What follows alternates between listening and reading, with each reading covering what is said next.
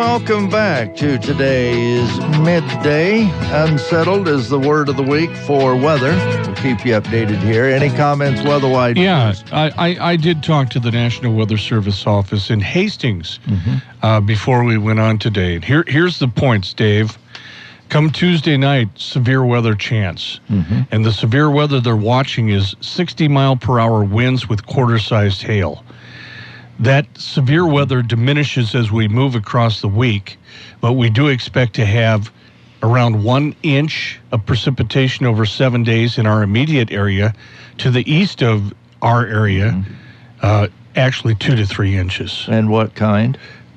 For the most part, rain, Dave. Okay, all right. Also, the sub-freezing temperatures possible Wednesday and Thursday evenings. So stay up to date on this. That means planters are flying.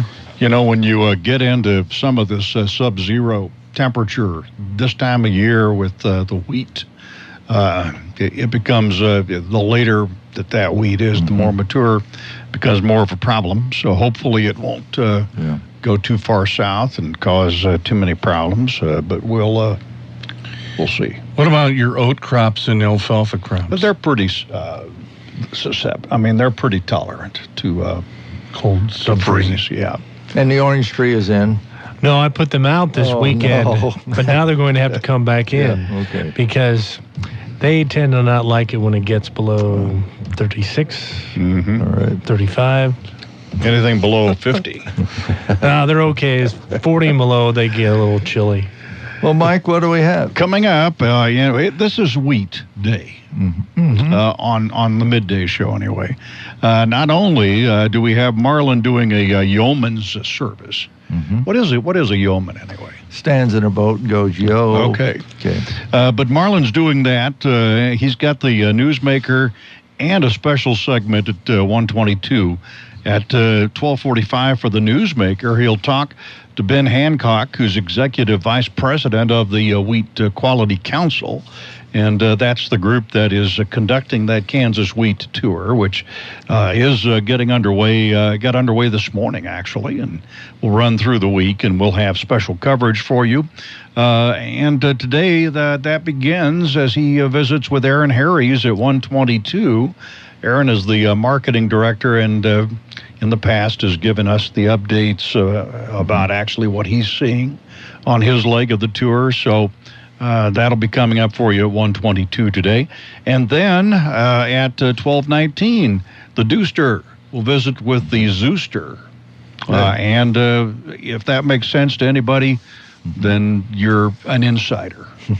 What's scary to me is you ask a question, I answer, and there's no reaction like, oh, well, maybe that was true what a yeoman is. Yeah, what a yeoman. All right, thank you. Know. Frank, what do you have business? Well, consumers had a 0.2% rise in income in March and boosted their spending by that same amount. What does that mean? We'll tell you.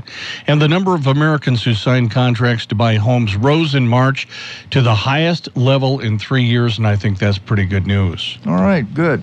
Jayson, Huskers hoping for a better future? Yeah, we'll see. They're all going the route of the free agency. Nebraska as a whole had their worst draft since 1969 as just 2 guys win. And the first one, of course, was Rex Burkhead, who was drafted midway through the 6th round. So that has raised some eyebrows to some folks.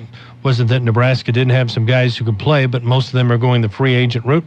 We'll tell you where they are headed. Also coming up in sports, Tim Tebow is looking for work as he was cut today by the New York Jets. That experiment is now over. And I know that breaks your heart. I kind of like Tebow, but... Will he land somewhere? It's anybody's guess. He could go to the CFL. Of course, the Arena League team in Orlando wants him. That would make sense. He would sell tickets with those guys. In the NFL, they want him to play, a number of organizations want him to play tight end, and he does not want to switch positions. He even looks like a tight end. Or a fullback or an H-back. But he wants to be a quarterback, so time will tell. Also, Husker baseball team was able to get back on track yesterday, win over Rutgers, but it was a tough week for them, losing 4 out of 5. So as soon as they got to 500, they dipped right back down. And Nationals gained ground on the Braves over the weekend. There you are.